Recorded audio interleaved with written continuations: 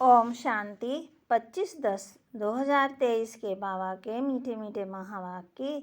बाबा कहते, मीठे बच्चे, तुम बेहद के बाप को याद करो। इसमें ही ज्ञान, भक्ति और वैराग्य तीनों समाया हुआ है। यह है नई पढ़ाई। तुम बेहद के बाप को याद करो। इसमें ही ज्ञान, भक्ति और वैराग्य तीनों समाया हुआ है। यह है नई पढ़ाई। प्रश्न, संगम पर ज्ञान और योग के साथ साथ भक्ति भी चलती है, कैसे? संगम पर ज्ञान और योग के साथ साथ भक्ति भी चलती है, कैसे? उत्तर, वास्तव में योग को भक्ति भी कह सकते हैं, क्योंकि तुम बच्चे अव्यभिचारी याद में रहते हो। तुम्हारी ये याद ज्ञान सहित है, इसलिए इसे योग कहा जाता है। द्वापर से सिर्फ भक्ति होती, ज्ञान नहीं होता, इसलिए उस भक्ति को योग नहीं कहा जाता। उसमें कोई एम ऑब्जेक्ट नहीं है। अभी तुम्हें ज्ञान भी मिलता, योग भी करते, फिर तुम्हारा बेहद की सृष्टि से वैराग्य भी है। गीत किसी ने अपना बना के मुझको मुस्कुराना सिखा दिया। ओम शांति। बेहद का बाप समझाते हैं, शास्त्रों की पढ़ाई वह कोई पढ़ाई नहीं है, क्योंकि शास्त्रों की पढ़ाई में कोई एम ऑब्जेक्ट नहीं है। शास्त्रों से कोई दुनिया का पता ही नहीं पड़ता है। अमेरिका कहाँ है, किसने ढूंढी, ये बातें शास्त्रों में नहीं है।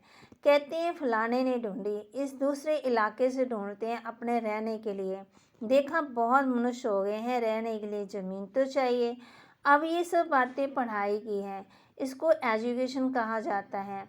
तुम्हारा भी ये एजुकेशन है, इसको आश्रम कहो अथवा यूनिवर्सिटी कहो, इसमें सब आ जाता है। उस पढ़ाई के नक्शे आदि और हैं। शास्त्रों से रोशनी नहीं मिलती, पढ़ाई से रोशनी मिलती है। तुम्हारी भी पढ़ाई है। वैकुंठ किसको कहा जाता है, ये ना उस पढ़ाई में है ना शास्त्रों की पढ़ाई में है।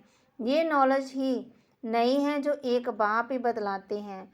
मनुष्य तो कह देते हैं स्वर्ग नरक सब यहाँ ही है। बाप ही समझाते हैं स्वर्ग नरक किसको कहा जाता है। ये बातें ना शास्त्रों में हैं ना उस एजुकेशन में हैं। तो नई बातें होने के कारण मनुष्य मूझते हैं, कहते हैं ऐसा ज्ञान तो कभी सुना ही नहीं है।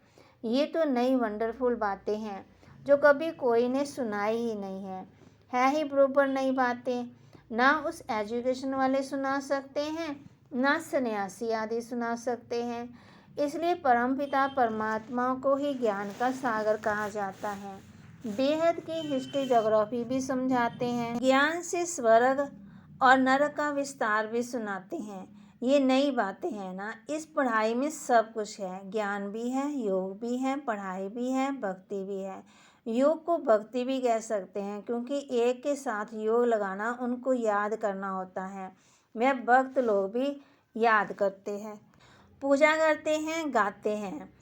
वह भक्ति करना कोई योग नहीं कहेंगे। समझो जैसे मीरा थी, श्री कृष्ण के साथ योग लगाती थी, उनको याद करती थी, परंतु उसको भक्ति कहा जाता है। उनकी बुद्धि में कोई एम ऑब्जेक्ट नहीं है। इसको ज्ञान भी कहते हैं, भक्ति भी कहते हैं, योग लगाते हैं, एक को याद करते हैं। सतयुग में न भक्ति होती न ज्ञान। संगम पर ज्ञान और भक्ति दोनों ही हैं, और द्वापर से लेकर सिर्फ भक्ति चलती आई है। किसको याद करना, किसी को भक्ति कहते। यहाँ ये ज्ञान भी है, योग भी है, भक्ति भी है। समझ सकते हैं वह सिर्फ भक्त हैं, तत्व से योग लगाते हैं, परंतु उनका है अनेकों से योग, इसलिए उनको भक्त कहते हैं। तुम्हारा ये है अव्यभिचारी योग।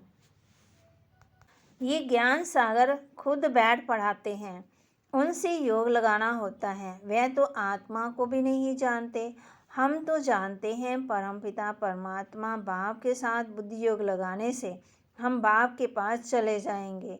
वह हनुमान को याद करते हैं तो उनका साक्षात्कार हो जाता है।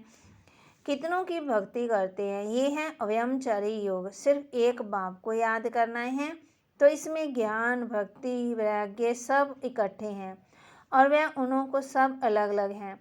भक्ति अलग, ज्ञान भी अलग से शास्त्रों का है, वैराग्य भी हद का है। यहाँ बेहद की बात है। हम बेहद के बाप को जानते हैं, इसलिए उनको याद करते हैं। वह बस शिव को याद करते हैं, परंतु विकर्म विनाश नहीं होंगे, क्योंकि वह ऑक्यूपेशन को तो जानते ही नहीं है, विकर्म विनाश होने का ज्ञान ही नहीं है।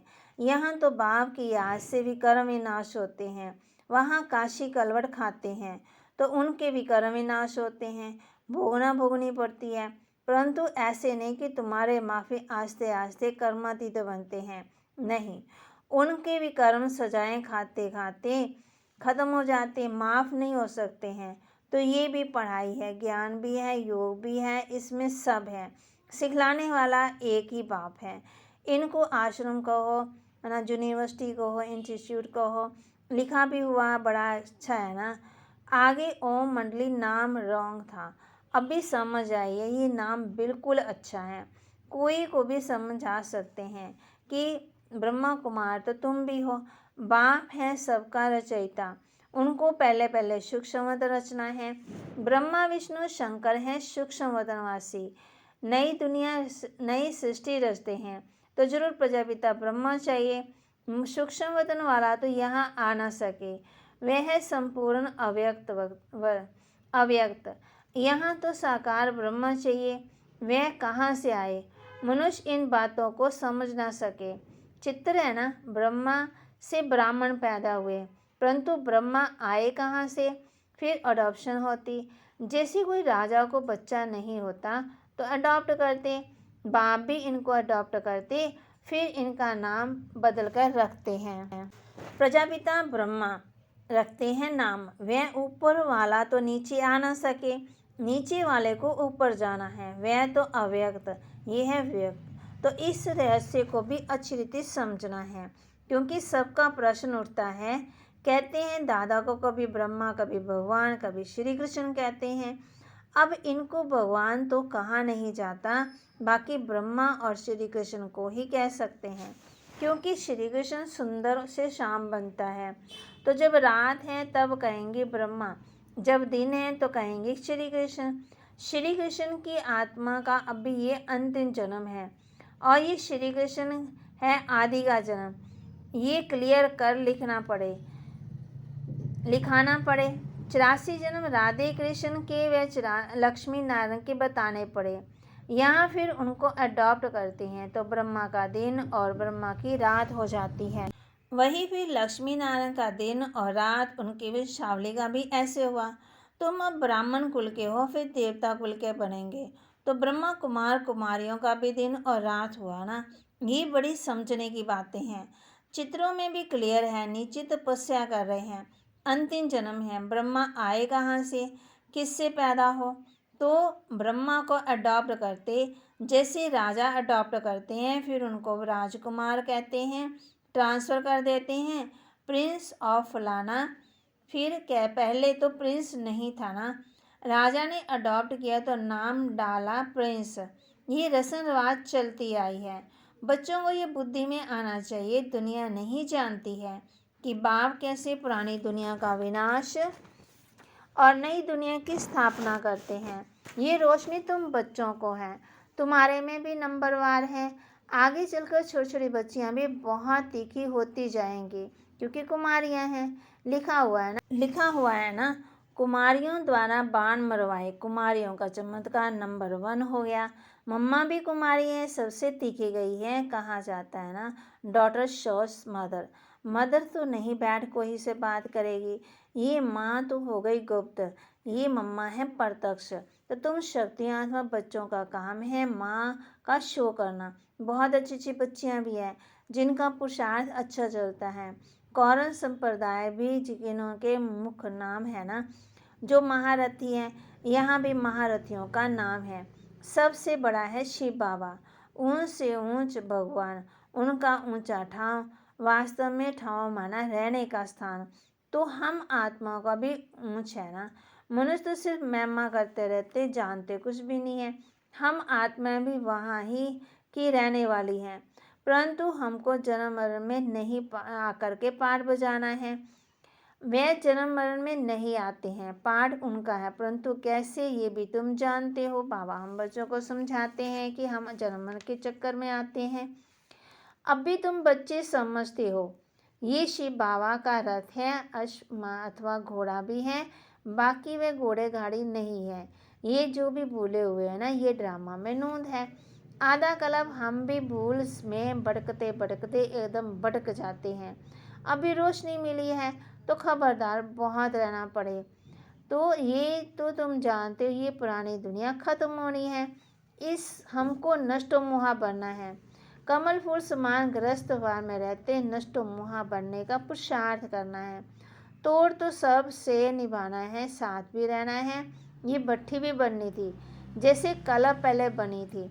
अभी तो कहते हैं गृहस्थ वार में रहकर मेहनत करनी है। यहाँ घर बार छोड़ने की बात नहीं है। हम तो घर में बैठे हैं ना, कितने बच्चे हैं, लौकिक भी थे ना, छोड़ा कुछ भी नहीं। सन्यासी तो जंगल में चले जाते, हम तो शहर में बैठे, तो उनसे तोड़ निभाना बाप की रचना है। बाप कमाकर बच्चों को वर्षा देते हैं। बाप तो वर्षा देते हैं पहले। बाबा कहते ये विकार ही दुख देते हैं ना, फिर उनसे छुड़ाकर निर्विकारी बनाना बाप का ही काम है। बाबा कहते वो बाप भी वर्षा देते और ये बाप भी वर्षा देते। ऐसे भी होते हैं, कहाँ बच्चे माँ बाप को ज्ञान देते, कहाँ बाप बच्चों को ज्ञान देते हैं। ये है राजयोग, वह है हठ योग। आत्मा को नॉलेज मिलती है परमात्मा से। मैं ब्रह्मा बना, राजाओं का राजा था, अब रंग बना, रंग से राव बन गया ना, गाया हुआ है ना। बच्चे जानते हम जो सूर्यवंशी थे अब भी चंद्रवंशी बने हैं। ये भी समझाना पड़ता है, नरक और स्वर्ग अलग है। मनुष्य ये नहीं जानते तुम्हारे में भी नंबरवार है। बाप कहते हैं कितने बच्चे कुछ नहीं जानते क्योंकि तकदीर में नहीं है। तो पुरुषार्थ क्या करते करेंगे जिनकी तकदीर में कुछ नहीं है, किनकी तकदीर में सब कुछ है। तकदीर पुरुषार्थ कराती है, मेहनत कराती है। तकदीर नहीं है तो पुरुषार्थ क्या करेंगे। एक ही स्कूल है, चलता रहता है, कई बच्चे आधे में ही गिर पड़ते हैं, कोई चलते चलते गिर पड़ते। जन्म लेना और मरना बहुत होता है, इसमें सारी मेहनत है। जब विकर्म विनाश हो तब तो उड़ सके। ध्यान से ज्ञान श्रेष्ठ है। ध्यान में माया के विघ्न बहुत पड़ते हैं, इसलिए ध्यान से ज्ञान अच्छा है। ऐसे नहीं कि योग में ज्ञान अच्छा है। योग के लिए कहा जाता है ध्यान में जाने वाले आज है ही नहीं। योग में तो कमाई होती, विकर्म विनाश होते। ध्यान में कोई कमाई नहीं है, योग और ज्ञान में कमाई है। ज्ञान और योग बिगड़ हेल्दी वेल्दी बन नहीं सकते। फिर ये घूमने फिरने की एक आदत पड़ जाती है। ये भी ठीक है, ध्यान नुकसान बहुत करता है। ज्ञान भी है सेकंड का, योग कोई सेकंड का नहीं। जहाँ जीना है वहाँ योग लगाते रहना है। ज्ञान तो सहज है, बाकी एवर हेल्दी निरोगी बनना इसमें मेहनत है। सवेरे उठकर याद में बैठने में भी बहुत विघ्न पड़ते हैं। पॉइंट्स निकालते हैं तो भी बुद्धि कहाँ की कहाँ चली जाती है। सबसे जास्ती तूफान तो पहले नंबर वाले को ही आएंगे, शिव बाबा को तो नहीं आ सकते। बाबा हमेशा समझाते रहते हैं तूफान तो बहुत आएंगे। जितना याद में रहने की कोशिश करेंगे उतना तूफान बहुत आएंगे, उनसे डरना नहीं है। याद में रहना है, स्थिर होना है, तूफान कोई हिला ना सके। ये अंत की अवस्था है, ये है रूहानी रेस। शिव बाबा को याद करते रहो। ये भी समझने की और धारणा करने की बातें हैं। धन धारण नहीं करेंगी तो धारणा नहीं होगी। पुरुषार्थ करना चाहिए। दो बाप की पॉइंट्स किसी को समझाना बहुत ईजी है, ये भी तुम ही जानते हो। बाप 21 जन्मों का वर्षा देते हैं। तुम कहेंगे इन लक्ष्मी नारायण को बाप से 21 जन्मों का वर्षा मिला है। बाप ने उनको राजयोग सिखाया और कोई मुख से कह ना सके कि इन्हें भगवान ने ये वर्षा दिया है। दुनिया में कोई किस बात में खुश रहते हैं।